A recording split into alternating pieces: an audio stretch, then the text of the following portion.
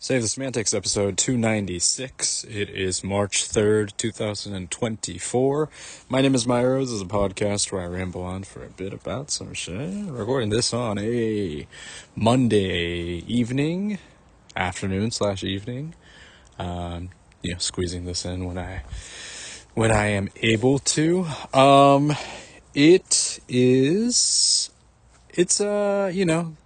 Weather's been kind of weird and wonky as as is kind of expected now. It is back to being cool again after kind of a bit of a rain we had over the weekend, late last week and that kind of thing. So, yeah, we're back to kind of cooler temperatures. We are now officially in March, which is kind of crazy. Time flies. But yeah, I'm doing all right. I think it's been a pretty solid start to the week so far. I think there's a good amount of things to talk about. I mean, it is pretty. I have found it to be pretty exciting every day in terms of just basketball, because like there is gonna be, regardless of there being a Warriors game on, which there is one going on right now. And hopefully I'll be able to catch some of that later.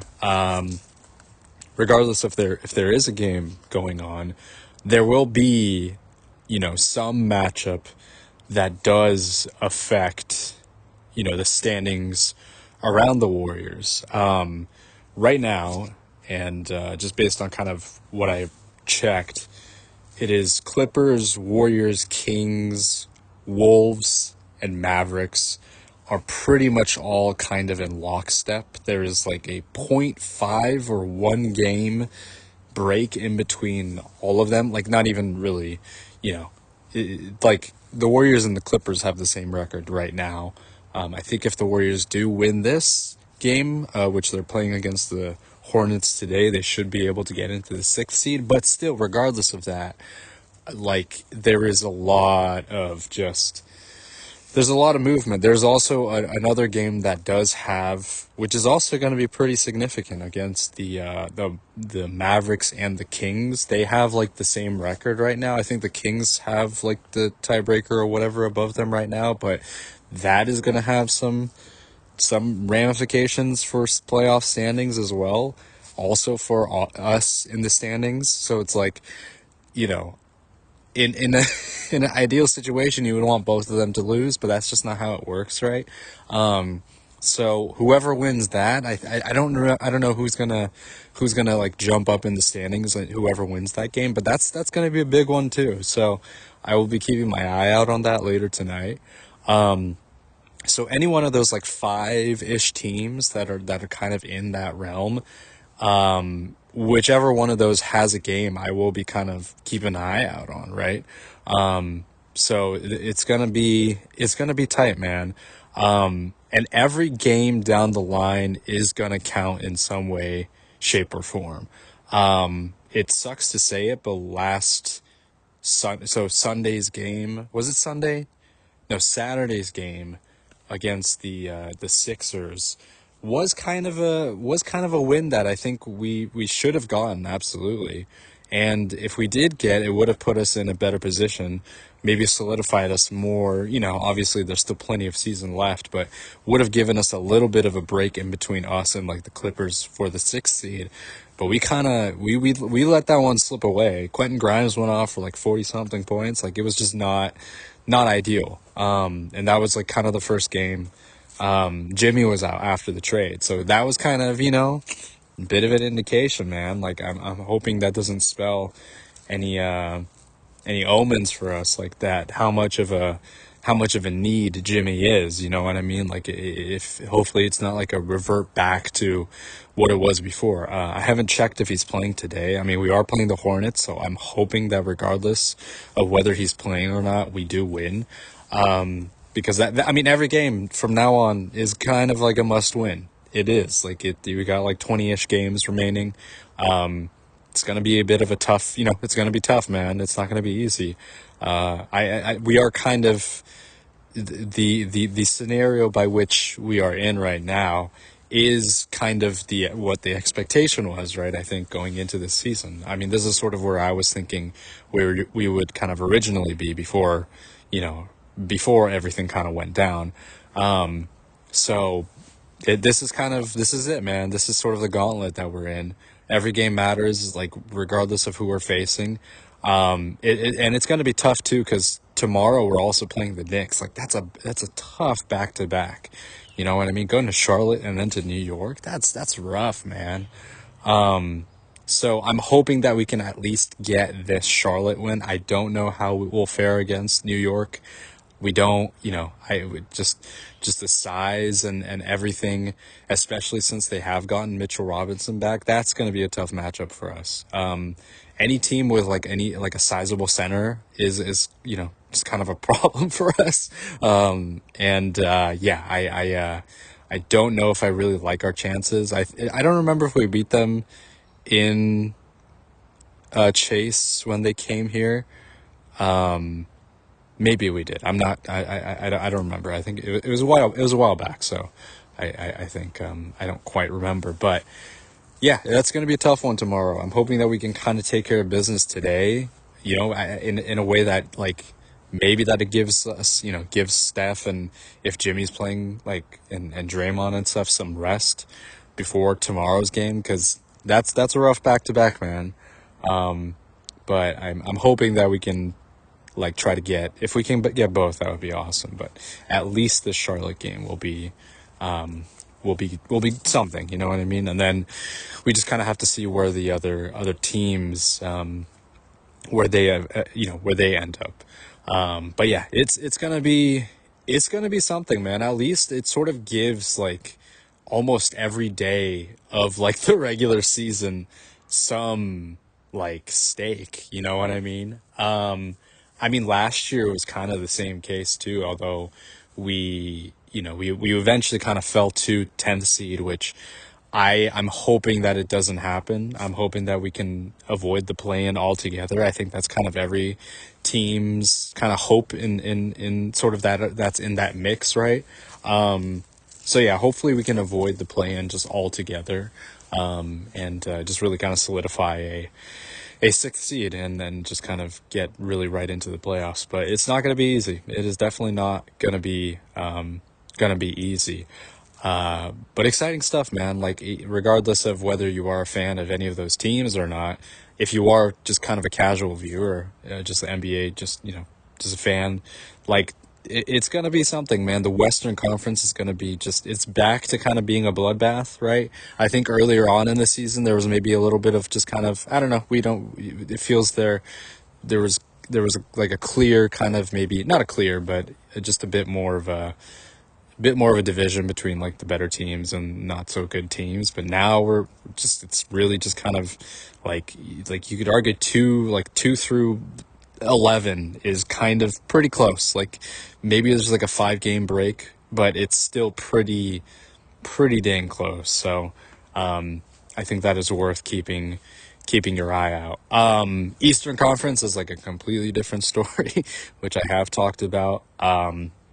Like the teams that are kind of in the play-in below 500 teams, you got like the Heat, Orlando, who has just completely fell off a cliff, Atlanta, and then Chicago or like Philadelphia, right? It's kind of like a who's who of like who really wants to get like that 10th seed. Like I don't think anyone really wants that, right?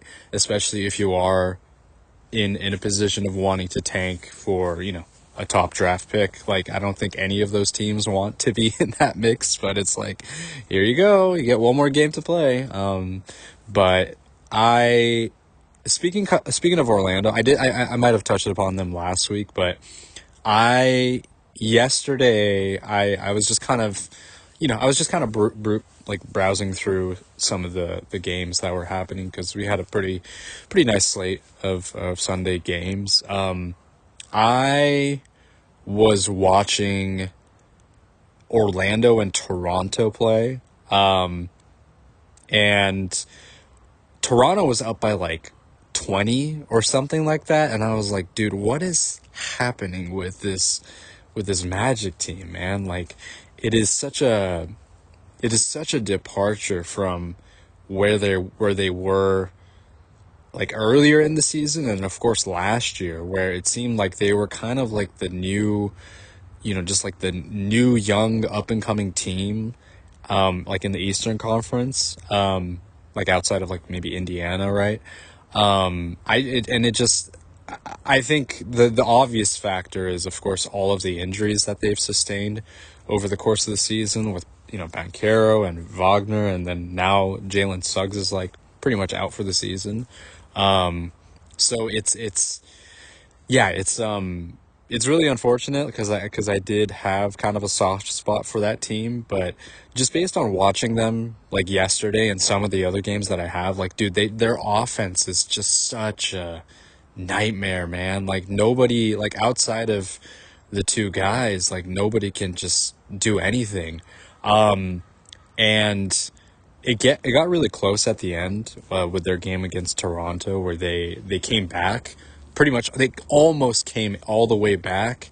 It would have been like both like a crazy like tank job from Toronto for letting that kind of happen, and that did happen actually, like a game before when they played Chicago, where they essentially let them come all the way back and win, and it looked like the same thing was going to happen again in this game, but that wasn't it wasn't the case. Franz Wagner, they got it down to like 2 points of a difference with Orlando inbounding the ball. They had to just tie it, or maybe they wanted to just end it in regulation, but Wagner had a really good look. He had like almost an open layup. Like he was like guarded a little bit, right? But he had the pretty good look at the basket, and he just completely whiffed it. It was just like, dude, and that was basically it, man. That was basically the end, and I was just like, dude,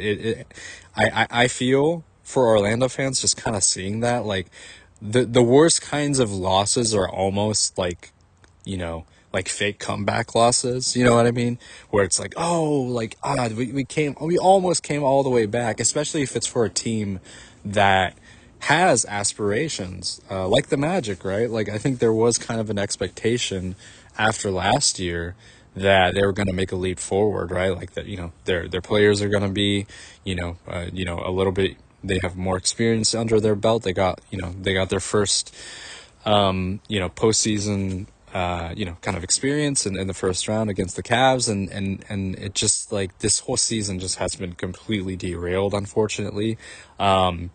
I mean, it just seems like from an outsider's perspective, it really just seems like the injuries have just really affected them in the way that they just didn't have the consistency to really find a a rotation that kind of worked, right. And I think on top of that, and I think I might have talked about this kind of the post trade deadline, they just didn't make any moves to address like any of their issues, especially just regarding their offense. That is like the most glaring thing that is affecting their team, is just they have the defensive prowess, and even that has kind of fallen off a cliff, right? I mean, they were down 20. They given up like 90 something to the Raptors, like through the third quarter or something. Like it was not it was not looking good for them. And but it's like at least maybe that's something they can kind of go back to. But the offense has consistently been just awful, like throughout. And it's just like one of those things where it's like, what is the front office doing?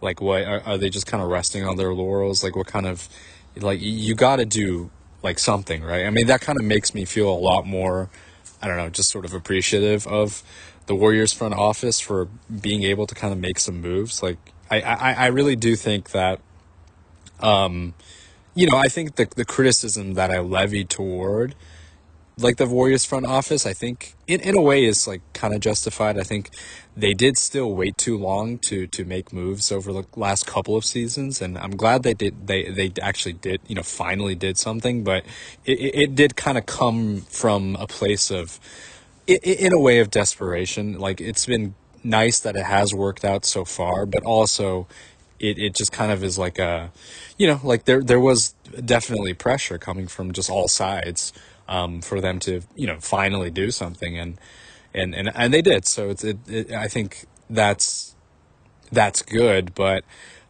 like, if you are Orlando, there's got to be some sort of pressure that is put on the front office for kind of the position that they've sort of, they've ultimately put this team in, right? They did make the move in the off season before the season started, to get KCP, Contavious Caldwell Pope, which I thought was a really good move on their part, right? Like a championship caliber player. He's one with LA and Denver, and he's shown to be a pretty integral part of like a championship roster and that kind of thing. So I thought it was a pretty good move, but it doesn't seem like he's really helped lift up their kind of their issues and sort of mitigate them or anything like that. So it's like, okay, you saw like whatever the result was for the first half of the season, and just based on that, like you don't do anything. Like I don't know, man. It seems, I would be very frustrated if I was like Orlando. You know what I mean? Because like they were kind of they were sort of like the next potential thing. Yeah, it just unfortunately didn't really work out for them this year, just based on the injuries and everything. But still, like you could still do something amidst all of the issues that did happen, right? It's just like there wasn't any sort of concentrated effort to upgrade the roster in any way, shape, or form, and now you've clearly hit some sort of ceiling with this roster. So I think the hope is that next season they do really take a hard look at this roster and try to make some changes that would try to benefit them, moving forward. Like the cornerstones of their franchise seem pretty obvious with Banchero and Wagner, but it's just the surrounding pieces around them. It's just like they just do not have the offensive forte to get themselves in a position of winning really any significant playoff basketball. So I don't know. That's kind of an interesting case, right? Like I don't know. I don't know why I sort of like gravitate towards like these teams that aren't particularly good, like with like Atlanta or Orlando, even Toronto. I've kind of had like a interesting sort of fixation on, just because like they made the move to get Brandon Ingram, and I'm curious to see what that kind of looks like next year. So there's a lot of interesting pieces going on over in the Eastern Conference, and I much rather, like, it's easier again, I keep using this sort of like argument, but from my perspective, it's a lot easier to kind of look at those teams, potentially be kind of like a secondary fan looking in, looking from the outside in, versus like the Western Conference, where it's like I have to worry about every team in the Western Conference. Like I can't be like, oh, I guess like, I can't even say like, I don't like, I can't like most other Western Conference, like the Trailblazers, I don't know, like, oh, the Trailblazers are kind of fun, but it's like they could be, kind of a sneaky team next year too. So it's like I can't like, you can't like actively root for any of these teams because they could be competition next year or this year. Like, so it's easier for me to kind of like let that go when I'm looking at the Eastern Conference because they are not in direct competition, right? So I can find myself like being like, these are some interesting, cases that, these teams are not going to win anything this year. And they might not win anything for quite some time, but I like the players that they have. I like some of the, the things that they do. And it's sort of kind of unfortunate to see like, Orlando kind of falling apart. Atlanta just sort of continues to be like the middling team, right? Like it seems, I don't know, they just can never, they haven't been able to get out of that play-in kind of like purgatory for a few years now. So I mean, they are kind of almost guaranteed to be in that this year as well. So I don't know. It's just like those teams that kind of fascinate me in some way. So yeah, I'm kind of keeping my eye out on just sort of those teams. I also am, like other teams in the Eastern Conference. I see like I like New York. The Bucks are kind of weird. Like even with Giannis and Dame, they're still kind of in sort of that mid-table. Like once they get to the playoffs, like I am hoping for the sake of just you know basketball and the NBA in general that Giannis is actually able to remain healthy going into the playoffs because the last two seasons he just hasn't been, and that's just been really like last year he was just completely out. He didn't play a single game. So like I think having like a healthy Giannis in the playoffs I think is going to be a huge just kind of just boost in terms of my want to pay attention to whoever the Bucks end up facing off in the playoffs, right? And it's just kind of like, oh, maybe they could be like you don't know, like we don't know what their potential is going to look like, right? They made some moves, which is kind of interesting, like getting like Kyle Kuzma, and apparently he's been solid for them. They're a weird team, man. I don't know. It's like it feels like they could beat anyone, right? Because they do have the star power at their disposal, but also they just have been so, especially at the beginning of the year, they were just it was almost a complete disaster, right? Giannis was in trade rumors, like Dame was also kind of in trade rumors too. Like it could have just completely fallen apart, but they've managed to really just sort of stay like afloat, but also kind of have exceeded. I mean, I'm sure it helps that for them to win the in-season tournament and stuff like that too, right? Like that kind of gives a little bit of a boost. But yeah, they've just kind of been hanging around and just sort of have maintained after the disastrous start to the season. So I do really want to see Giannis in the playoffs again. I mean, the last time was what, like 2022, I think was like the last time we really saw him like go off. And then obviously 21 was the year that, they won the championship. So it's like, it's been a while since we've seen him really do anything, honestly. So I'm hoping that we can kind of finally get to see that again. Because I think that would be exciting. Yeah, it's a Eastern Conference compared to the Western Conference. It's pretty, I don't know. It's a lot less like, it's a lot less hectic.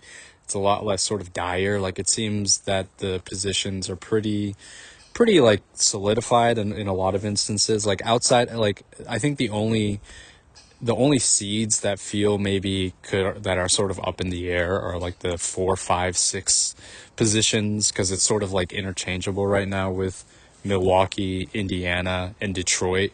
Like so, there could be something there. Like it might be exciting to see a team like Detroit somehow get like a fourth seed and get like home court advantage at least for the first round, and having them kind of face off against Indiana, which kind of feels like a renewed rivalry for them. So that could be a potential thing that could happen, potential scenario. So there's a lot of interesting kind of topics and stuff like that. So there's just going to be some sort of like storyline almost like every day, like I said, and also just kind of probably bigger overall storylines as the season progresses towards the postseason. So good stuff. Yeah, so the Warriors are playing the Hornets right now. I'm really hoping that this will be kind of an easy win for them, right? I'll talk a little bit about the Philadelphia game. It really is kind of like I I it sort of does kind of like I mean I've been pretty positive considering everything just like with the Jimmy trade, right? And I the hope was that we would somehow kind of sustain that. And I know it's only one game, right? It might just kind of be a fluke loss with, Quentin Grimes going off and that kind of thing. But it does sort of reveal some things, right? That we almost kind of reverted back to what it looked like before the trade. And that's a little disconcerting, right? Like, it does give me a little bit of, just kind of pause to be like, if we all really are that dependent on Jimmy, like I don't know, man. Like I get it. Like once we get to, if we do get to the playoff, like listen, I'm gonna put it out there. When we get to the playoffs, maybe I'll eat my words. I don't know.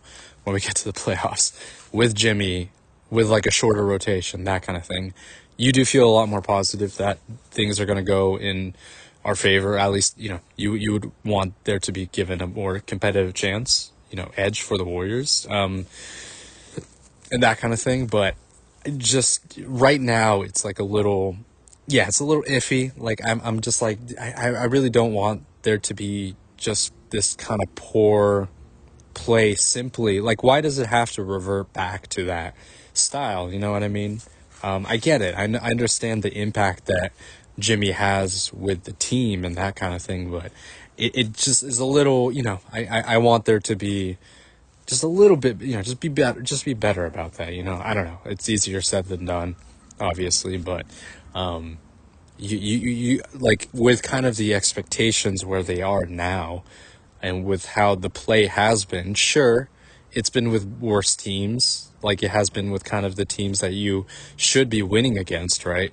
But the Sixers, that game you should have won against, regardless of if Jimmy was playing or not, too. So, yeah, it's a little disappointing. I don't want to harp on it too long, because it is just one game, and they're playing a game right now, so it's like they move on, take care of business, but I hope it just doesn't become a trend, and yeah, they can kind of get to like be confident and be comfortable with the style of play that they have kind of developed over the past kind of couple of weeks, right?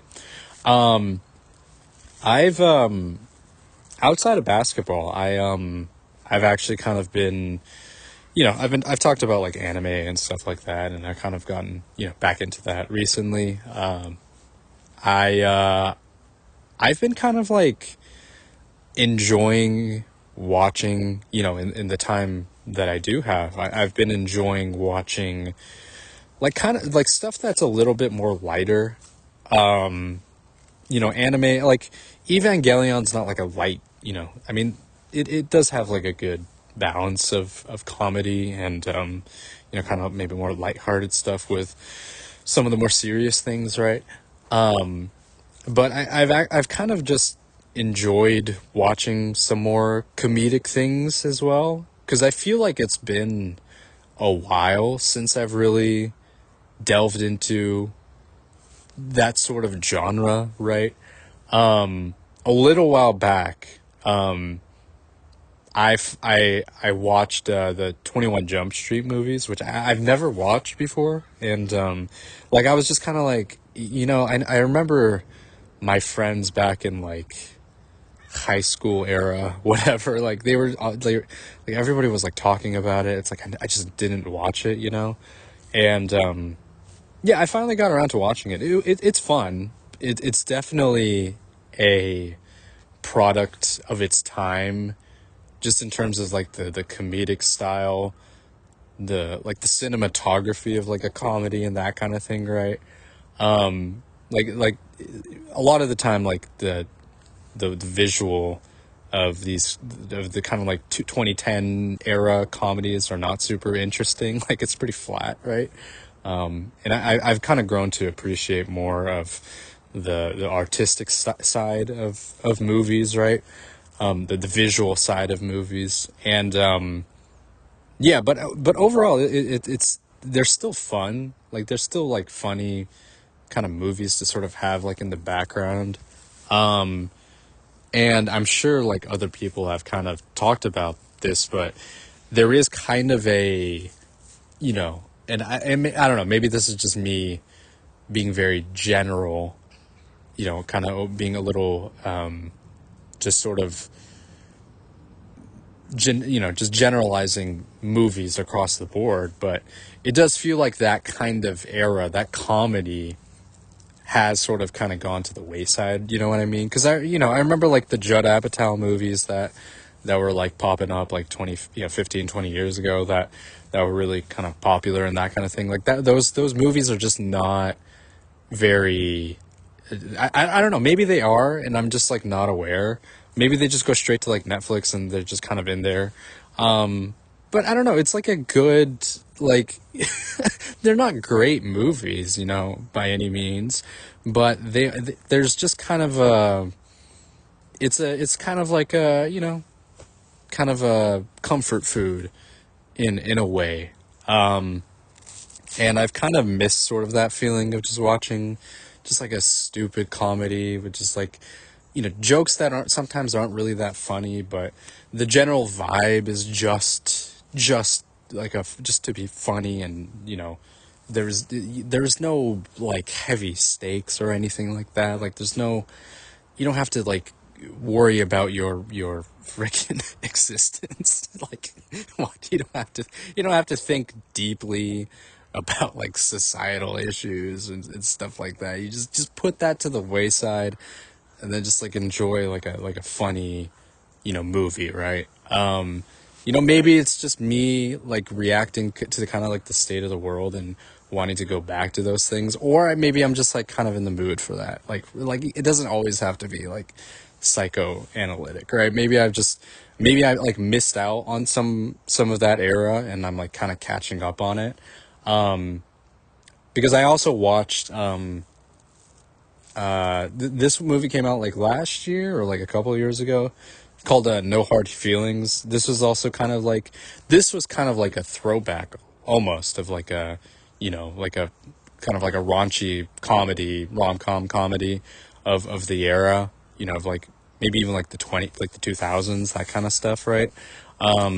With Jennifer Lawrence. Like she was great in it. She was really funny. I actually enjoyed this one quite a bit. It had like you know, it had like, you know, some good, genuine sort of, it had some good moments like toward the end, and I thought it kind of wrapped things up pretty well. There are some really funny moments in it as well. So, yeah, I thought it had a good balance of striking between, you know, maybe some of the more, you know, like serious like it's obviously, you know, predominantly funny, but like some of the more serious undertones with like, you know, maybe a little bit more of like an emotional depth to it. Like I thought it did a pretty good job of that. So I maybe it isn't like seeing that, like maybe it isn't like completely gone, like that maybe that form or style of movie isn't completely, you know, hasn't completely gone extinct, right? But I don't know, it was just like kind of like I feel once in a while it's just sort of like a nice little reminder just to kind of like just enjoy like a stupid movie once in a while. And I'm not calling that movie really stupid because I do think it's you know, well made, right? But you know what I mean, like it's just generally speaking it is kind of just like a dumb fun kind of movie, right? So yeah, I don't know why it's why I've like recently kind of gotten like like gotten back into that, but it's just like maybe I kind of missed, I've both like missed out on those kinds of movies, and I'm also like missing them too at the same time, right? I'm thinking of like Benchwarmers. That was a movie, man. Like that was like before, that was like the mid, it's like 2007, 2008. I remember watching that at like a sleepover when I was like 12, 13, right? Just like the inappropriate joke. Like it's just, you know what I mean? Like it's just like you're just you like when you get first like introduced to like an R-rated comedy, you're like, "Whoa, this is crazy. Look at all," you know, like and I don't know, there's something kind of nostalgic about that.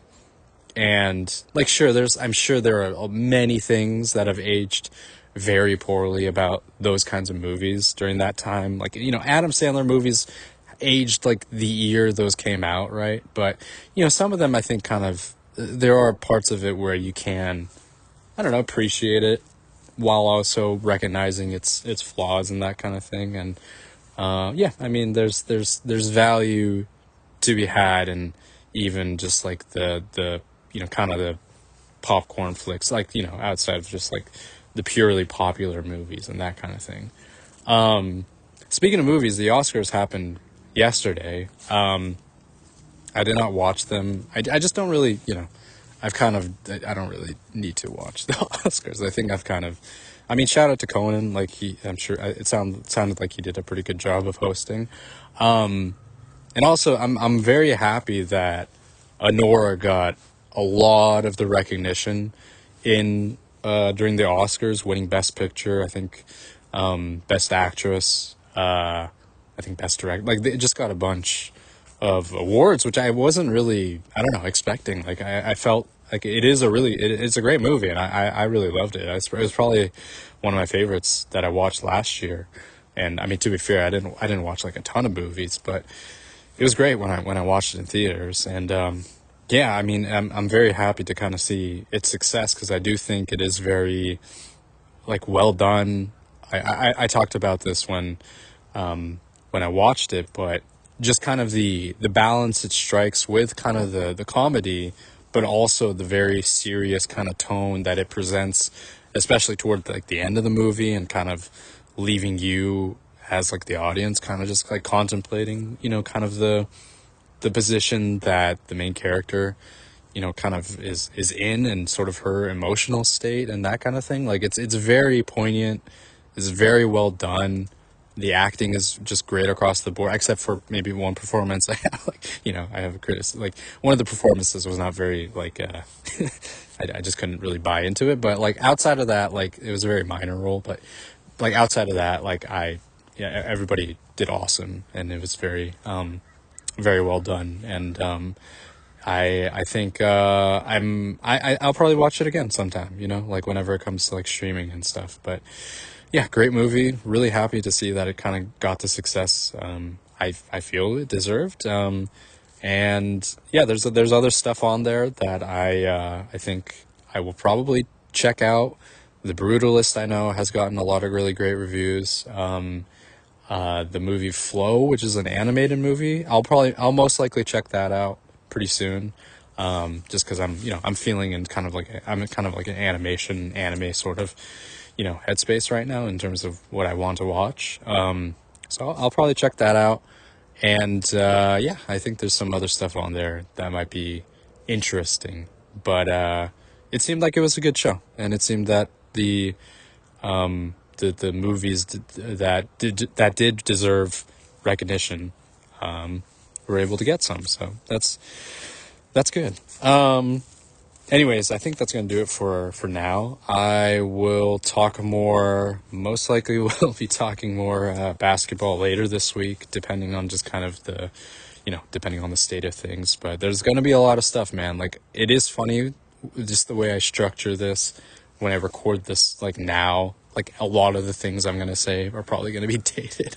And like things could just, things can completely shift every single day. So that is also exciting and kind of a little stressful as a fan, but that's kind of what, kind of brings you back to watching games and that kind of thing. So yeah, obviously I'll talk about updates by the end of this week, and also anything else that caught my attention. So yeah, I'll just leave it at that for now.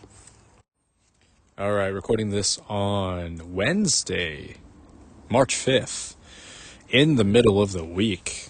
Yeah, this is gonna be a bit of an extended. It's gonna be a longer overall episode, because I think I just wanted to record today. I just wanted to talk about some games that popped up, some performances from yesterday to Tuesday night, and yeah, I mean, listen, it's kind of it's an exciting time to be a basketball NBA fan right now. There's a lot going on. I talked about this earlier this week, and have just kind of expressed this, recently. But I don't know, man. There's a lot of good stuff. There's a lot of good games happening. A lot of interesting kind of storylines.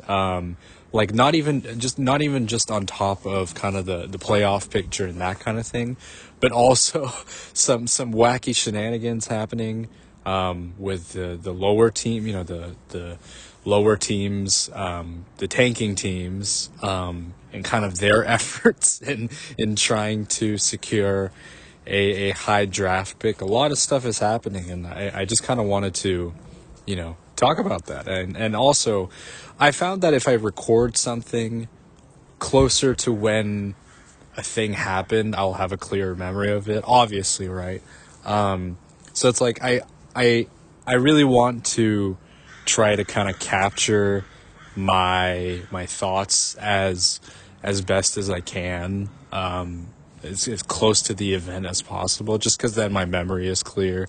I have a lot, I have things that are happening throughout the week, and just being busy and stuff. So I feel like I'll forget what I wanted to talk about earlier this week, and I'll kind of brush it off. And it's like I kind of want to just like give it a little highlight, a little kind of more space to, whatever it might be. And right now, especially, as I'm trying to kind of balance things and stuff, but I found that I've just been really wanting to just kind of talk hoops. That's just kind of the headspace that I've really been in. And with a month or so left in the season, there's a lot of exciting stuff to kind of look forward to. So yeah, I just wanted to kind of express those things and talk about some stuff. So yeah, last night the Warriors played the Knicks in Madison Square Garden. I think I caught like a decent amount of the game, just kind of what I was able to, and they were able to kind of pull it off. It was pretty close, sort of leading up until the fourth quarter, until the Warriors pulled it away. And I'm happy to say they won both the Charlotte game and then also the game against New York. So I was sort of like expecting to maybe split that, right? At least get, maybe get a loss in New York. It's a tough back-to-back, man, but they pulled it off. So was really happy that they were able to kind of like, hey, listen, man, we need to lock in. Can't really be taking any breaks if we're able to, because every game and every win kind of counts from here on out. Yeah, I'm happy that they Steph and Jimmy and Draymond, all of them played, and got a nice win in New York. Karl Anthony Towns was out for personal reasons, so that kind of helped, that definitely helped out our case. We didn't have to worry about, him being a very difficult guard. But I'm happy with just obviously the results, but I'm happy with the way they kind of handled things as well. Relatively comfortable lead towards the end, about like a double digit, 10-point lead or so. And, they got the job done. So was really happy to kind of see that. I do, there's still, I think there is still kind of this sort of adjustment period that we're seeing for Jimmy. He's definitely not, he's definitely not giving like 100% necessarily. You could argue that it might be due to his back, and hopefully that's not something, that kind of lingers and he's able to, either play through it, or he's, just sort of becomes lesser of an issue as the season progresses. So totally, I understand kind of his approach and the way he's maybe managing games, but you can definitely see that like the effort is not, not like 100% on his end, but he is doing enough and providing enough of an impact on both sides of the floor, on both sides of the floor, that you can very clearly see, what his kind of presence is on the court, and he, just the effect of having him on for these last two games versus the game against Philly is really noticeable, right? And I think that it sort of is, especially this win over New York, I think, over a tougher opponent, I think kind of is a really good sign of us being able to compete with some of the better teams in the league. Obviously missing one of their better players in Cat, but still, like, just it doesn't really matter too much. They're still a good team without him. So just happy that they were able to kind of pull it off, and the way they were playing as well was really good. And I was happy to kind of see just the effort on the defensive side especially was really evident. And just seeing like hard, tough defense is one of my favorite things in basketball. Obviously, outside of like just the beauty of like the ball swinging around and that kind of thing on offense. Defensively, when teams are able to just get like a just put a lock on, is one of my kind of favorite aspects of watching the game. So it's fun seeing that. But yeah, I'm happy with that result. I think they're going to be playing Brooklyn next, I believe. So I'm hoping they can take care of business there. Again, I think that it really is going to be coming down to just bringing it. And Brooklyn plays pretty tough too. They did lose against the Spurs yesterday. So maybe, maybe you could see them kind of faltering a little bit, especially as they kind of push towards, the tank. But that doesn't mean that the young guys on their end aren't going to give like the most effort, right? They've had some pretty, had some impressive wins over the course of the season. And obviously they had different, they had a Dennis Schroeder and, Dorian Finney-Smith earlier in the season, but regardless of that, I think that intensity, I haven't watched like a ton of Nets games, but like just based on kind of the glimpses that I've seen, they do play with a ton of effort. And we lost to them earlier this year, I'm pretty sure, right? Like when they came to, Chase, they won. So it's like, again, different team and different teams on both ends, right? But I don't think I don't think they should be overlooked, and I hope they can kind of bring the same level of intensity that they have brought recently.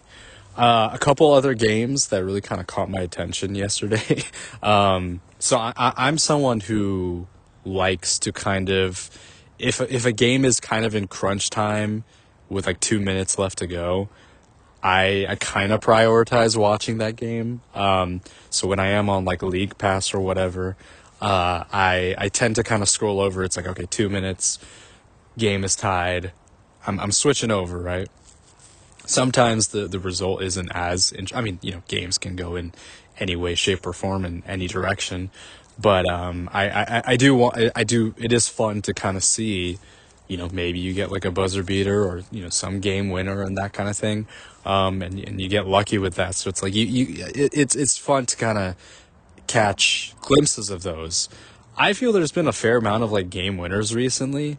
This was like a few days ago, but, the Hawks had like a buzzer beater game winner against Memphis, with Karis LeVert going for, it was like a Dyson Daniel steal leading to a Karis LeVert, fast break layup buzzer beater, which is pretty crazy to watch. And then yesterday, it was the Magic and the Raptors. Again, is sort of like a two game homestand or it might have been a longer homestand for the Magic, but kind of like a series, like a baseball series for Orlando and Toronto. And it was probably the most, and there are many other instances of teams tanking. I think one that comes to mind is the Jazz basically sitting out their entire like starting lineup plus maybe some bench players, and just like the most kind of like obvious sign that they're trying to kind of lose. But this Toronto game, I watched like the last like 5 minutes of the game, and they pulled out all of the starters and they left and it was a close game too. Like it was a close game, and it's like, why? There is no other reason it's like, if you want to win the game, like you would want to have your best players on the floor, but they're like, no, we're gonna let like the rookies and like the just like the 10-day contract guys go wild. And they did. Orlando once again loses on a Jacoby Walter. He's a rookie for Toronto.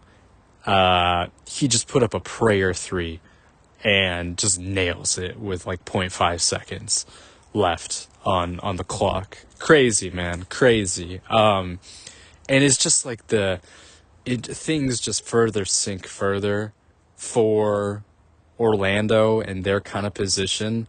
I mean, I've already kind of commented on them pretty recently and just sort of talked about what, just the failure of their kind of front office and getting, an adequate, you know, an adequate player to kind of put, adequate players to put alongside Franz and Paolo. Like, obviously, just on top of like the injury issues, but I do think that there were ways that they could have tried to improve their roster, and now they are like eighth, ninth almost. I think they're like pretty much closely tied with the Hawks. So their season has completely fallen apart. It feels, I don't know, man, like it doesn't feel like the Magic are really going to go anywhere this season. It doesn't feel like like just gauging kind of the reaction from their fans, it doesn't even feel like they really even want to be in the postseason, right? So it's like another team that you add to the mix of teams that do not want to be like in the play-ins and just the playoffs in general, right? It's a wild situation, man. It just completely just sort of fallen apart for them. Like this feels like another kind of like, just like another just sort of an example of them just not being able to, I don't know, just be a cohesive team for some reason, you know what I mean?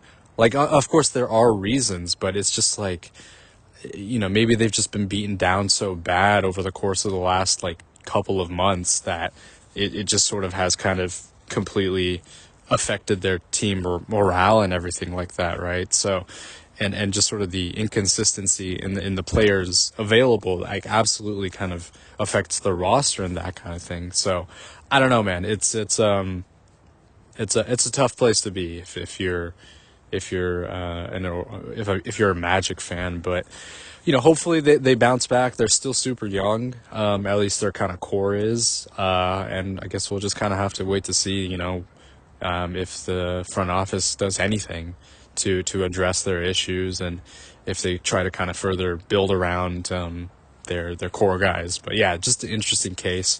Kind of going back to Toronto though, like I mean, it's so funny, man. Like it is almost like the basketball gods are kind of like smiting them. I'm like, you guys are trying to lose. Like, just he's gonna hit this shot right here for you guys to win it. So funny result, man. I mean, it's probably got to feel pretty good though if you are in the position of like the, kind of the rookies and the, the minimum guys, right? That they don't get like, if the Raptors do pivot next year into, wanting to kind of go out, kind of wanting to go into the playoffs, it's like, how likely is it that those guys are going to get the same amount of playing time that they are right now, right?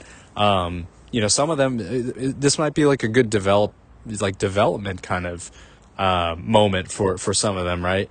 Playing in kind of like crunch time position and just making sure that they can actually get a play off before the clock runs out. Like, this is good stuff, man. And then on top of that, it's got to feel just good to hit a game winner, right, in the NBA. So this might be something for them. I'm not sure, but Raptors are an interesting team. I'm kind of wanting to kind of keep an eye out on them moving forward. Not only just because of like the shenanigans for this year, but also what they're going to look like next year, right?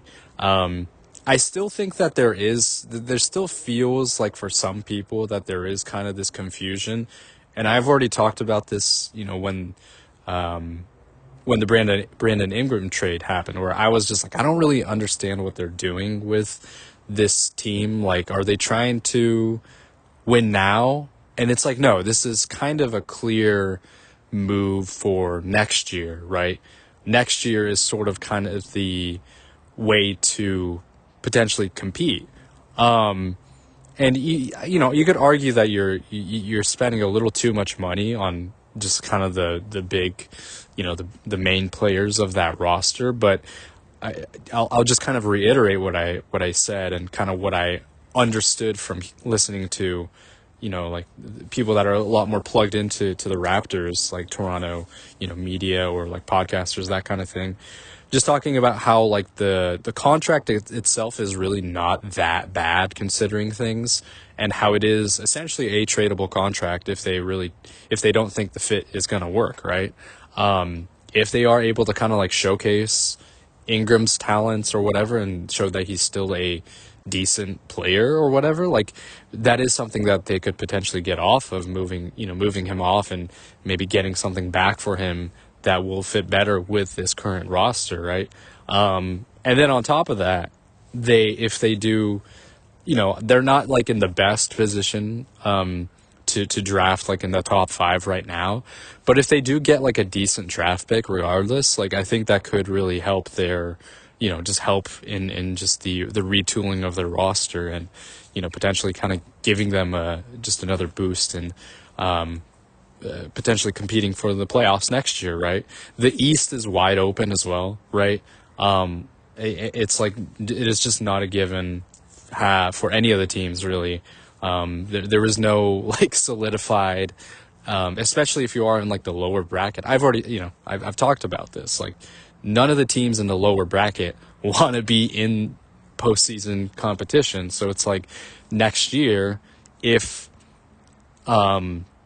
if like Toronto wants to kind of make a move up into kind of that area, I think there's not really going to be any teams that are going to be in their way, right? I mean, if you look at any of like the teams from like 11 down, it's like none of them really are going to be. I don't think Charlotte is going to be a good team next year either. I don't really think, I don't really expect, Washington to necessarily be a playoff team. Like, I don't know, unless they somehow get like Cooper Flag and he turns out to be like amazing. It's just, you don't really see that happening. So you could really make a case for Toronto maybe moving into kind of the play-in position, and maybe even going further up than that, right? The Sixers are kind of just falling apart. Like Embiid's probably not going to really play a lot next year as well. We don't know what Paul George's situation is going to look like. The Sixers are just kind of, they're also in kind of tanking competition as well. So it's like maybe they're sort of making a pivot to redevelopment, or just kind of just restarting kind of a rebuild in a way.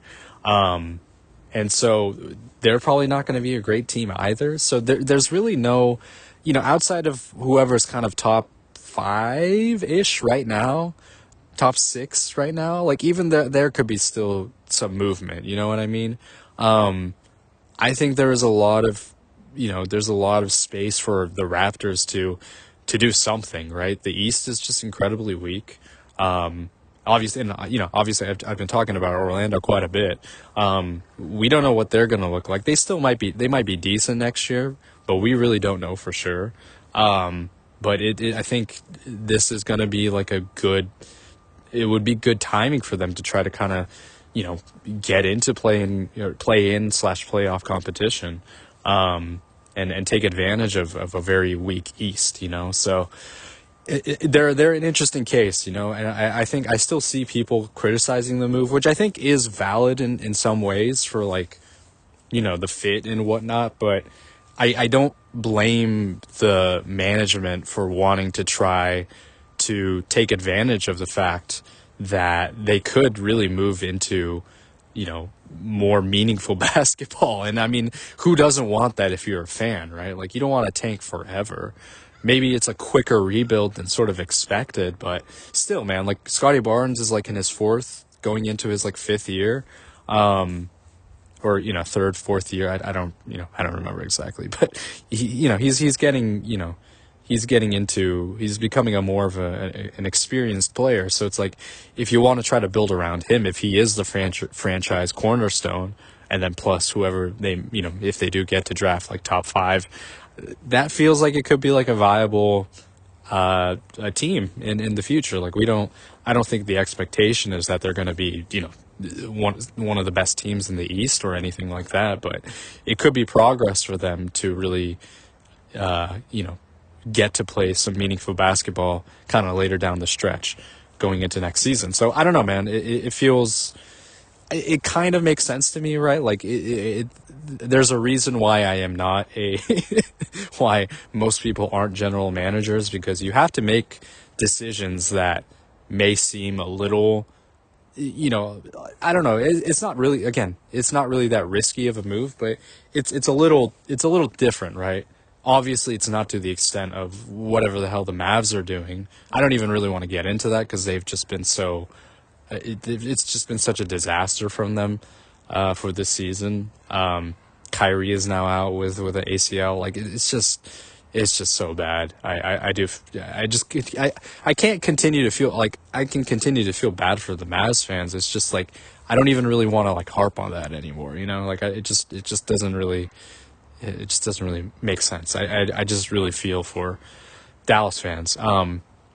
But if you are a competent general manager, like you're gonna make some moves that might seem, I don't know, potentially controversial, or maybe it's like a little difficult. Maybe you're moving off of like a fan favorite player, like in the case of Toronto, trading DeMar for Kawhi. Like it's like a tough move, man, because like you're trading away like your franchise player who has essentially helped build your franchise back up to a point where it is recognizable by just kind of a lot more renowned than what it used to be, for someone who might be like a potential injury liability. And luckily for them, it worked out. But those are kind of like tough decisions that I don't think, if you are, I don't know, if you're a fan, it's like you're not really, you shouldn't really be put in position to do those kinds of things. You know what I mean? Of course, you develop relationships between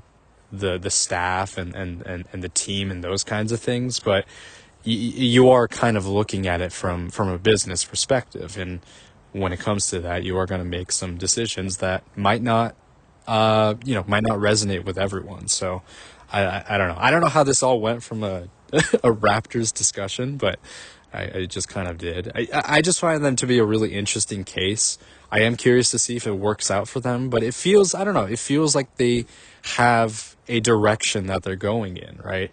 And that's more to say in comparison to many other teams in the league. So I feel that you have to kind of give them props for, trying something versus other teams who just continuously like rebuilding or just, tanking and that kind of thing.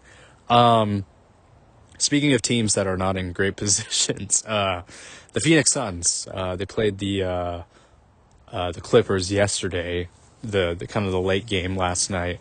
And, I was able to catch kind of the end of that game, which I'm glad that I was able to, because that game did have some implications in regards to the standings and the Warriors standings and that kind of thing. I saw that they were down by like 20 something. The Suns were down like 20 something kind of going into the fourth quarter. And I was like, dude, oh man, this is a really truly a disaster season for Phoenix, right? But they managed to come back. Really exciting comeback for them. I mean, it does feel weird rooting for the Suns, because in most cases I wouldn't be, but because of the direct ties that this game has in comparison to the Warriors, I wanted there to be kind of a cushion between us and the Clippers. The Clippers are still behind us, and the Suns were able to come all the way back. There's this dude named Colin Gillespie. Hadn't heard about him until this game. Apparently, like Bradley Beal got injured and that kind of thing, so they needed another guard to slot in there. And he had. It was one of those moments of like which play. It could turn out to be some kind of like NBA trivia down the line of which NBA player like led the Phoenix Suns on this date to victory, leading a 20-point comeback in the fourth quarter, that kind of thing, right? That could be a fun trivia thing. But it was just such a, it's just one of those moments where it's just a random role player who hasn't played really at all, and I haven't heard about him. I'm just no disrespect, I just haven't heard of him up until that point, and just seeing him and like KD contribute to this win was fun to watch, and it felt weird sort of rooting for them, but listen, man, it's all in favor of the Warriors. So I felt that it was very, very much justified, and I got to see a fun game too. So that was really exciting. A lot more games happening today. Games, teams that are sort of in the circumference of the Warriors. You got the Wolves, the Kings. Oh, the Clippers are also playing again. So those matchups I will be keeping an eye out on. Just because the Wolves are kind of right behind us. If they do win against the Hornets, which is kind of like, okay, it might be sort of expected in a way. You never know, but it is sort of in, again, direct contention with playoff seeding. The Warriors currently have the 6th seed right now, but they're only like a .5 game above the Timberwolves. So it's like if the Timberwolves do win, I think we might be tied. We might still have the tiebreaker over them, but it's close, man. It's close. So gonna keep an eye out on a lot of those and some of the other games that are kind of happening right now. Exciting stuff, man. I do really have enjoyed kind of being able to see what I have, right? Kind of these quick bursts, not full games, but it's been fun to kind of keep track of all of these things kind of leading into. This is kind of like my March Madness, you know what I mean? And there is also March Madness coming up, which is fun. So maybe I'll talk about that as well. But a lot of exciting stuff, a lot of exciting hoops and that kind of thing. So I kind of want to just like do this whenever I feel the want to and whenever I can kind of squeeze the time to. Because I do think that there are things that are worth highlighting every day from this point on. So, yeah, depending on just kind of how I feel and time that I do have, I might record sometime, maybe a couple more times this week. I'll see, or maybe I'll just record this weekend. But it's just an exciting time. A lot of stakes every night, and that's just kind of what keeps this season exciting. So yeah, I will continue to kind of update that daily if I would like to, and yeah. So depending on when I record next, that will be the next time that you'll hear from me, and the next time you'll hear from me is just going to be like a second after, because I essentially, you know what I mean. I edit all of these together. So yeah, that's that. All right, recording this on Friday, March 7th. Okay, so here's the plan that I have in mind. For this week, I'm just gonna kind of treat it as like a just kind of my regular schedule or regular kind of uploading, where I sort of essentially I upload everything that I kind of recorded over the past week. But I'm feeling kind of motivated. I'm feeling a little motivated where I kind of want to record whenever I do record, which I think is going to be a little bit more frequently as I kind of have done over this past week. My goal for next week is to just depending on how much time and whatever, if I'm just in the mood to kind of like spitball like a quick 25 or half hour or whatever, I think I'm just going to upload that on the same day if I can, right? It will obviously just depend on kind of if I'm able to kind of like squeeze in that time, but it is something that I kind of want to do, especially now because there are so many different storylines and different things going on in the league. And I think there's always something happening, at least like every day. So I don't know if I'm necessarily going to record every single day, but kind of like what I did over this past week is like every 2 days, there is something to kind of catch up on, because there are games happening every day. there's something else kind of going on, and that it somewhat relates to the Warriors. And then there's also some other things that are happening that I think I've been wanting to kind of comment on. Like, I've talked about recently about like the Magic and their kind of shortcomings and their sort of just continual just downward spiral. I've talked about like Toronto and how they've sort of approached tanking and that kind of thing. So there's a lot of different things happening, like outside of just the scope of the Warriors. But even then, there's a lot of interesting things happening. So I think those are some things that I feel are worth examining when, I'm kind of giving myself the time to. It's just an exciting period right now, and I'm really fully just kind of invested in basketball again, and it's a good feeling, you know what I mean? We'll see how long it lasts, obviously.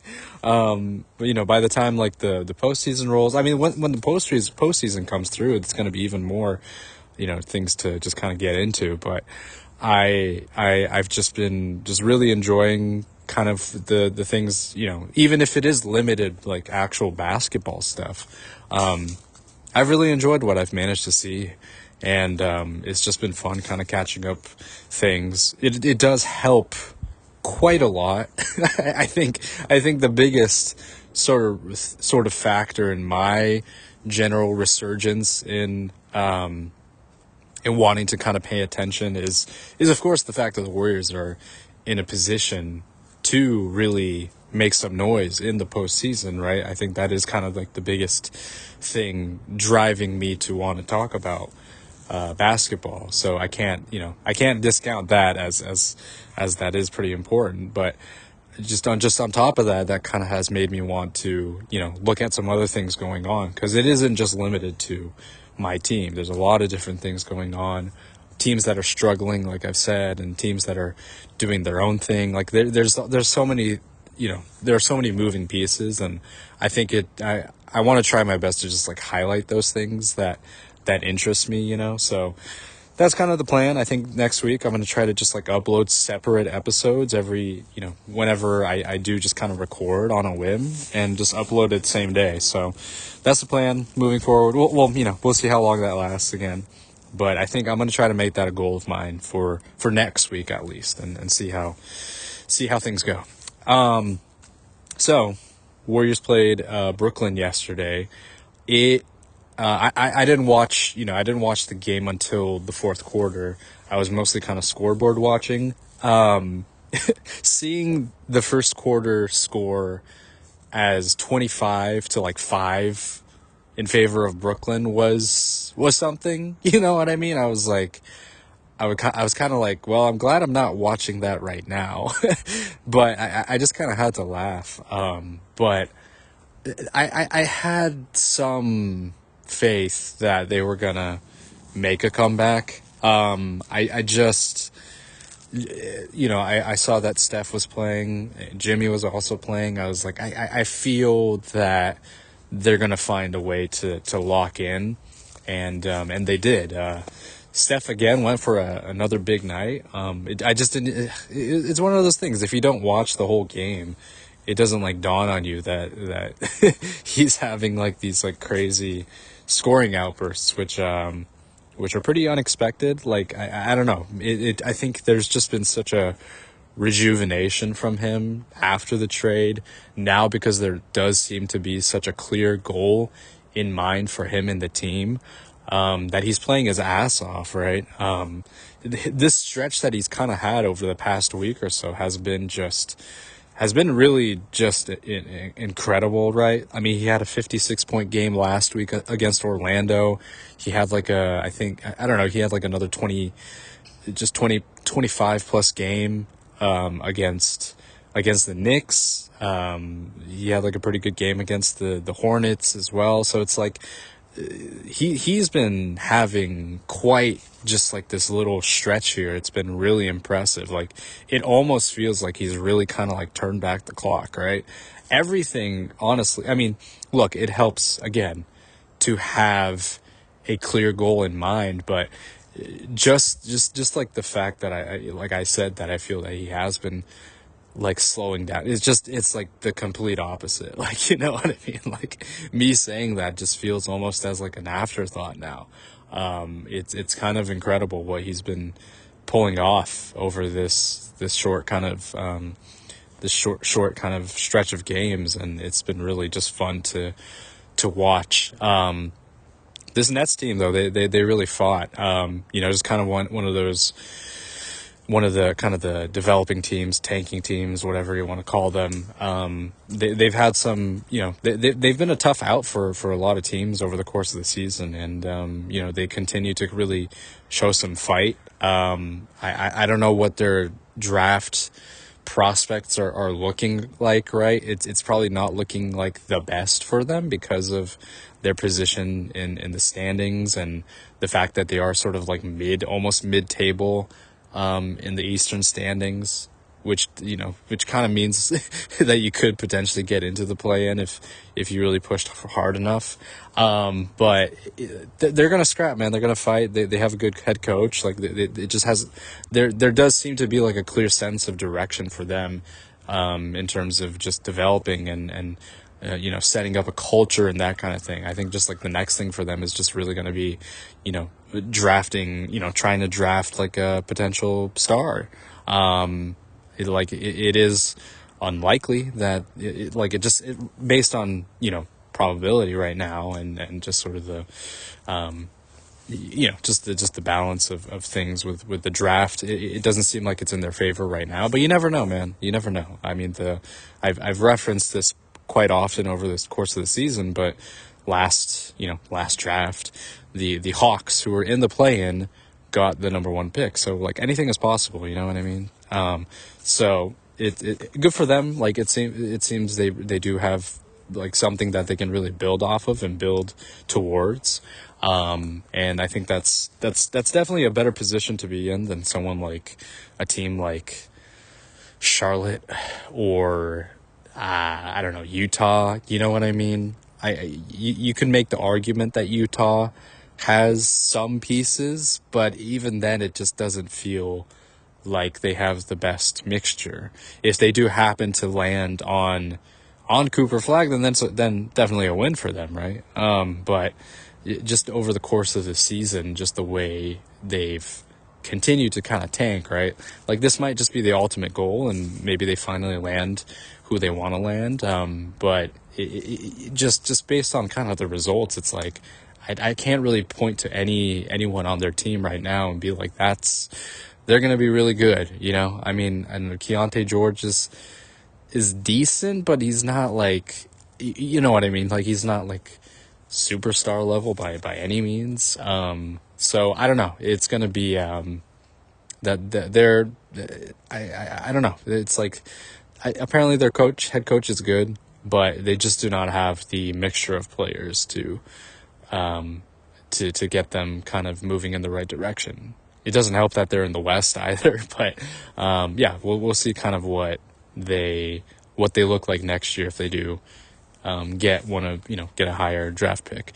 But yeah, just going back to the Warriors. Right now they are still in the 6th seed, right? That things can definitely change after tonight. Well, I'm not 100% on that. I think we do hold the tiebreaker over the Wolves right now, who are a 0.5 game back of us in the 7th seed.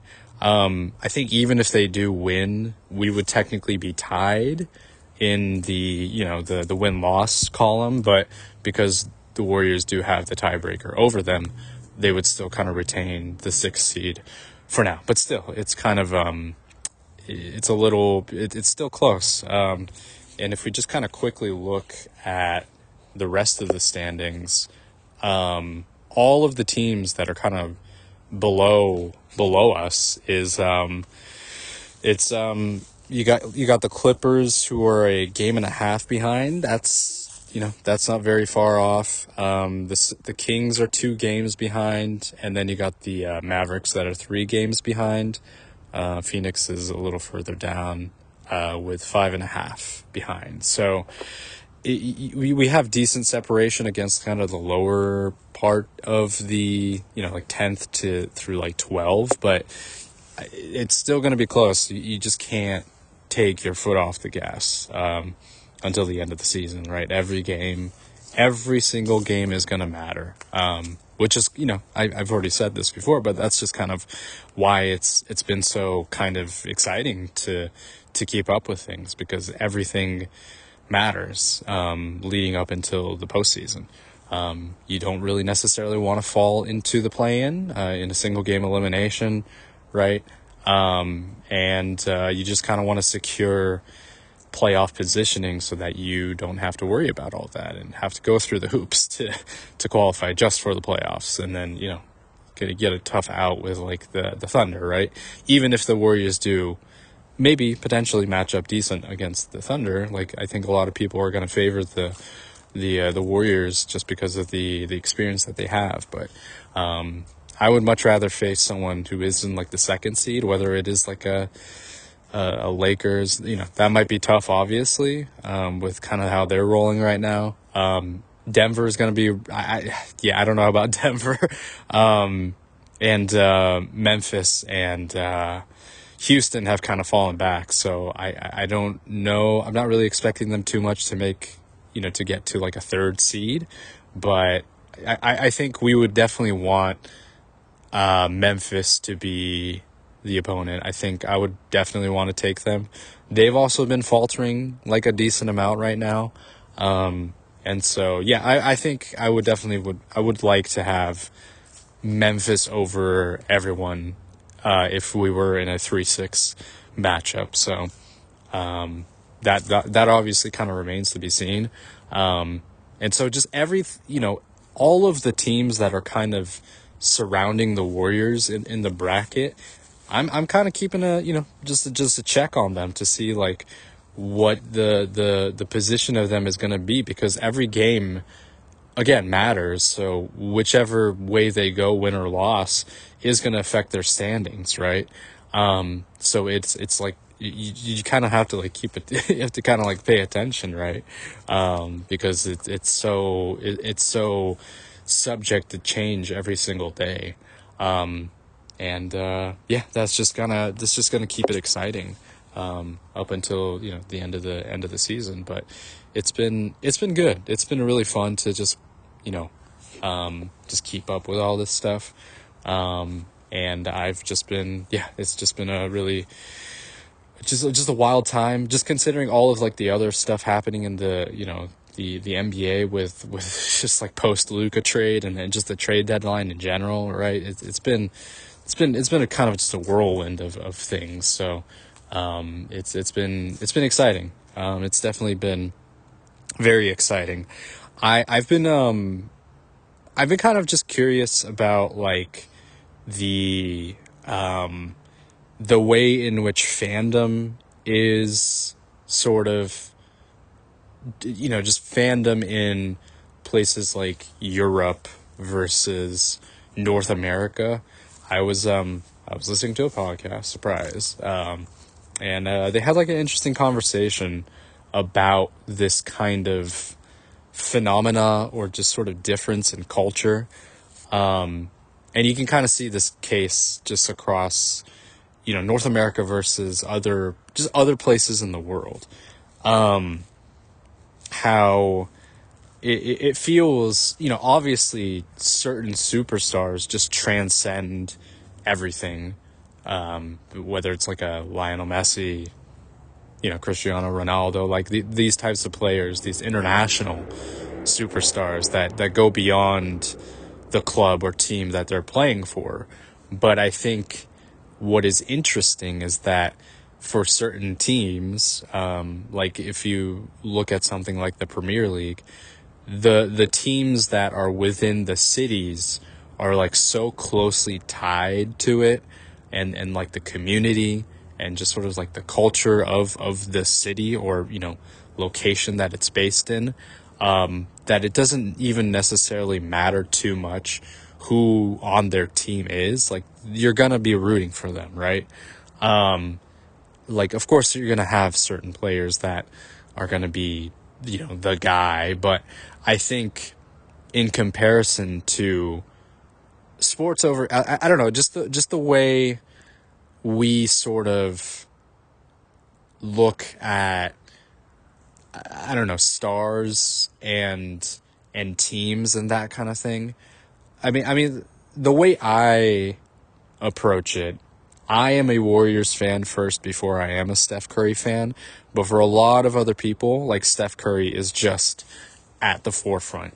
When I was watching the Brooklyn game yesterday, towards like, the end of the game when he was hitting some shots and there were more, it felt clearly much louder when he was making shots versus when the Nets players were making shots, right? Because he has so much transcended, um, just kind of the average like fan base, right?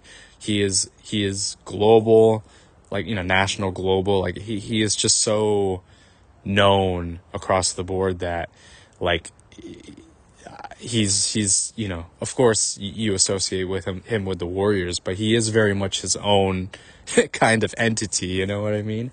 And I think that in a lot of instances, like if you compare that to something like, I don't know, other fandoms, like it's just other fandoms in other countries, it's just different, you know what I mean? Again, there are exceptions to that rule, but I think that fans of a certain team are going to stick with their team and their club more so than, you know, than a specific player, right? I mean, you can just point to, I keep using the NBA for example, because that's just the one I'm most familiar with. But if you look at the NBA, it is such a star-driven league, which I think is something that it can be criticized, right? That it is not even, you don't, you're not you're not like a Lakers fan. You're like, now you're just like a Luka fan at the right in this kind of situation. You're not like a Lakers fan. You're a LeBron fan. Like those types of people exist where it's like you are fans of individual players versus teams, which there's nothing wrong with, right? There's nothing wrong with that. I mean, I'll definitely give those types of people shit just because they're more likely to be like a casual fan, right? And look, you can enjoy sports however you want, but expect a little bit of shade thrown at you.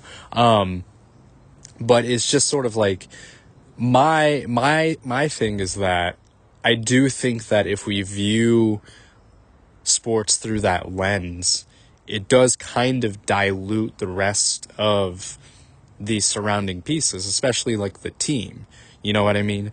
I'm not like, of course, the success of the Warriors is so like intrinsically tied with Steph's, you know, his performance over the course of his career. Like that's just undeniable, right? Of course, like you know, he is the cornerstone of the franchise. He's the one that has helped bring the championships and those kinds of things, right? He has been the best player of the best team over the course of the year. So it's like, of course, he's gonna be like, the Warriors are Steph, right? The thing is, it's like eventually he's gonna retire. He's gonna go.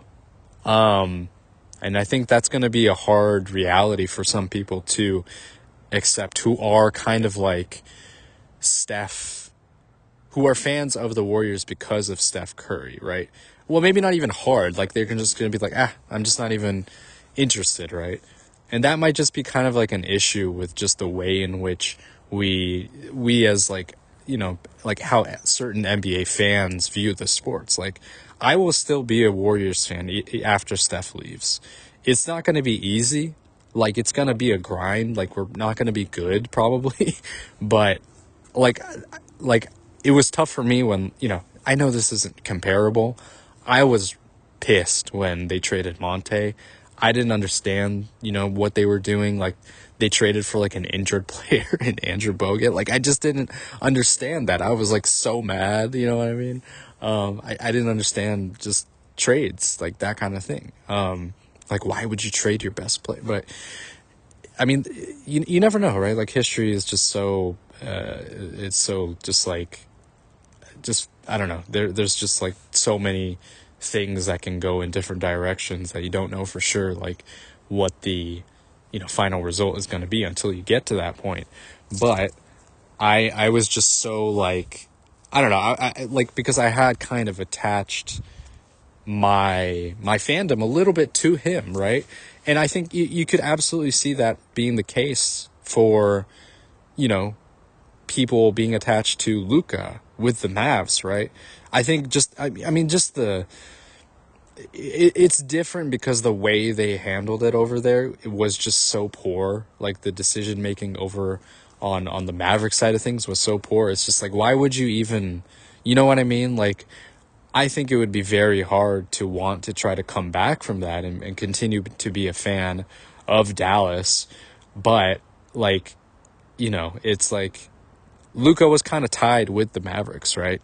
And now it's like you just completely tarnished that whole franchise, that just kind of set them back by so much. Like it's, you know, and that might be part of it, part of the issue too. It's just like how much of you putting value into a player, right?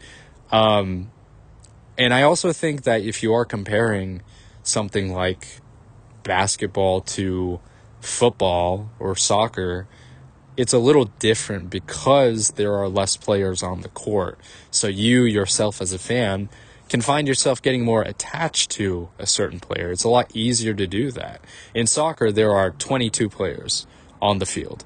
Like, that's a lot, right? Like, and there is so much more of an emphasis of team, like, I mean, look, this is obviously the case across the board in team sports, but I think with soccer in particular, it is much more understood that the team wins the game or like the championship versus like, I don't know, again, like Steph winning, just kind of carrying the team on his back, right?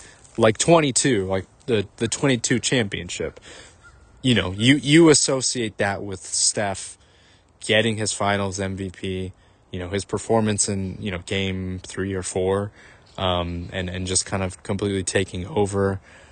Like, you're going to do that, right? Even despite the surrounding pieces of like a Jordan Poole, Andrew Wiggins, like Kevon Looney, like those things, like the team did support him in winning it, but you do associate that win with his kind of accomplishment, right? So I think it's a little different with soccer. Of course, you can make a case that, the best team, the best player, scored all these goals and that's why they won. But I do feel that it just the, the culture in which you are a part of, and if you are sort of embedded in football culture, whether it's in Europe or South America or literally anywhere else in the world, you are, I think you are more connected with others because you all are cheering for the same club, the same team, and that kind of thing. So it's like, honestly, it doesn't even matter who's on the team as long as they're good and they contribute to, some sort of success. Like, you don't even need to have like some kind of superstar to win, from my understanding, right? But I don't know. It's just sort of an interesting topic to kind of get into, just how sports are treated and how fandom is kind of treated in different places across the board, across the world. I mean, there's also this kind of, yeah, I don't know. It's just, this might be a whole thing of like individualism versus like collectivism and all that stuff, right? That might be a whole thing of like what, the entertainment factor of sports in North America is just different versus like the UK. You don't really see like halftime events like in like other places. You know what I mean? That feels like a very American I guess North American thing, because they do that like in Canada too, right? It's a very like North American thing to have like a halftime show, and you got people like juggling and stuff like that. Like I feel like if you don't see that on the pitch, like you don't see that on a soccer field or football field, like that just doesn't happen. It's just not a thing. Like people don't care about the extra stuff. It is all about the game, right? That's just kind of the difference, I think, in terms of just the overall like entertainment factor of how things are treated. I don't know if there's ever gonna be like a cultural shift over here where the game is like treated in this sort of way where you have just this insane sense of just like commitment to the team and that kind of thing. It's just not the same thing, right? People are willing to die over there over their sport, which is like, okay, maybe that's something that you can't criticize. It's just like maybe you should maybe not be super invested in sports in that kind of way. You should maybe have some other things on the side as well, but you can't really criticize well, I guess you can criticize their passion a little bit. Sometimes it goes a little too far. I think maybe you could, but you just step back a little bit. But you know what I mean? It's just a different thing. Like the entertainment value, I think, is just much more valued over here versus, other places. It's just like, it is not, it is like the entertainment is sort of a secondary piece to the sport itself. Like if you have love for the game, you don't need anything else. Is like I think the point, and the major difference. So I don't know. It's just how things are, right? I do like. I think there are plenty of things to criticize with, how American sports are kind of propped up and how there's just so much, commercialization. Like that's just a easy talking point, right? And that's just like a very obvious thing. And then you got all the betting bullshit. Like we don't need to get into all of that, but you know what I mean. It's like I just if you just kind of dilute all of that to the source of the game itself, I can find myself being in a place where I am just as passionate as the crazy people over, in I don't know, Liverpool or whatever, right? So it's just it's a difference in just culture and that kind of thing. I do wish that there were some semblance of kind of that camaraderie and just sort of collective, just sort of push and a sense of like community when you are a part of a fandom. And a part of just like a fan of a team, right?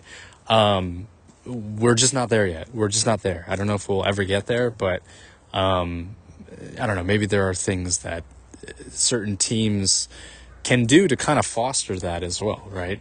I've heard that, and I use Liverpool as an example because I just kind of heard about.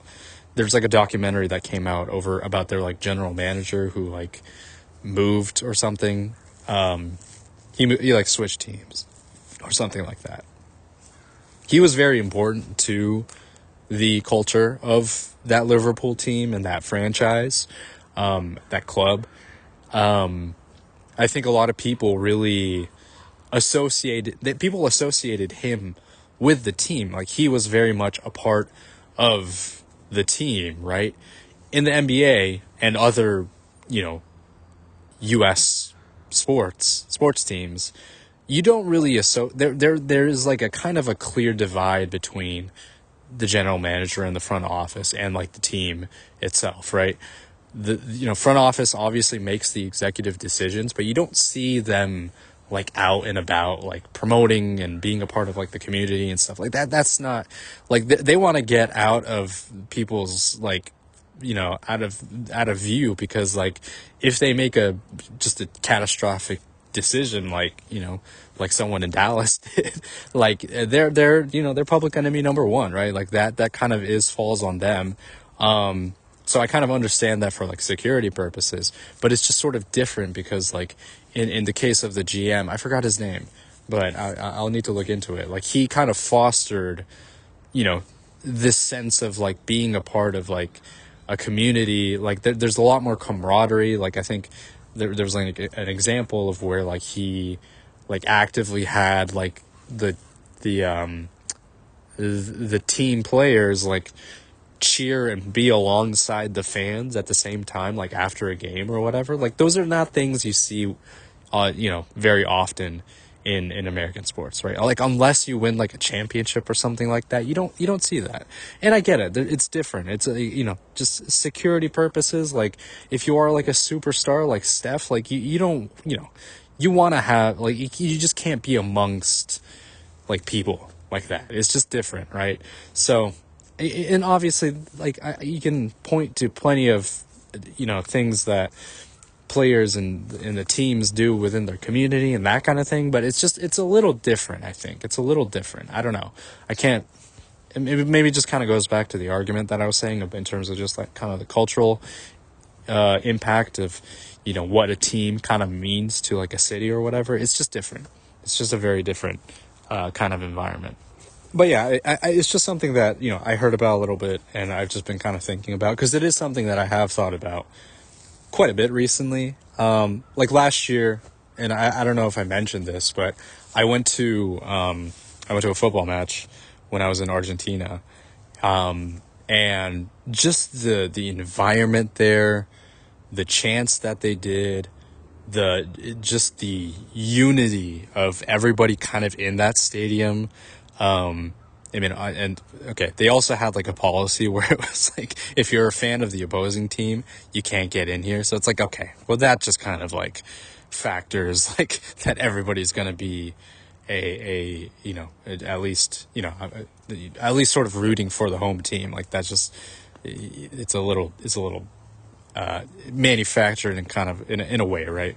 But regardless of that, like, the scope of it, the sense of like pride and excitement that people had for their team is just to a different level that you just cannot compare that to anything that really exists in the US. I don't think, right? It is different. It is so embedded within their kind of like identity and that kind of thing, right?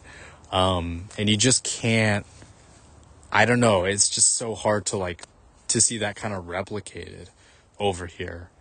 I know people go crazy as, like NFL fans and that kind of thing, and that's a huge, that's kind of a huge, you can definitely see there being a lot of support for football, because football is, the major sport over here.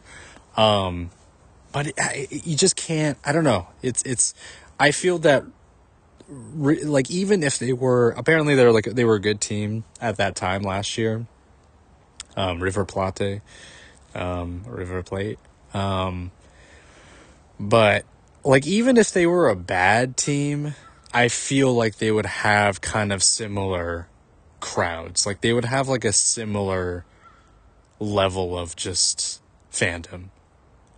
When teams are bad in the States, it's like, I don't want to see this product. You know what I mean?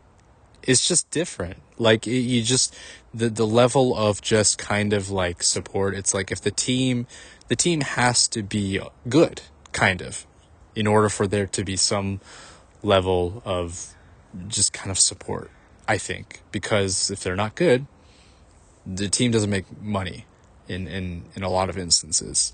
So, and of course, like, yeah, winning is kind of everything, in sports. So that makes sense, but it's just, I feel it is just treated differently. So that's just kind of my spiel, and that's sort of something that I kind of wanted to touch on. Anyways, I think that's going to do it for today. There's some more games happening today. The Warriors are not playing today. I believe they play tomorrow against the Pistons, which is, I think, going to be a pretty big game. Every game counts, but I think that is going to be a tough game. Pistons have been playing well, as I've talked about. And again, every game counts. And so like every day counts too. So there's going to be something worth talking about there. I'm going to try to get this up today or tonight if I can. Just the whole slew of stuff that I've recorded this past week, and try to get this up. But yeah, that's going to do it for this week. Again, I'm going to try to approach, posting on the day of when I record, just because I think there's a lot to talk about, every day. So that is the plan moving forward. I'll see if I stick to it, or if I'm able to stick to it. But yeah, that's going to do it for now. Thanks for listening. As always, this has been Save the Semantics, signing off.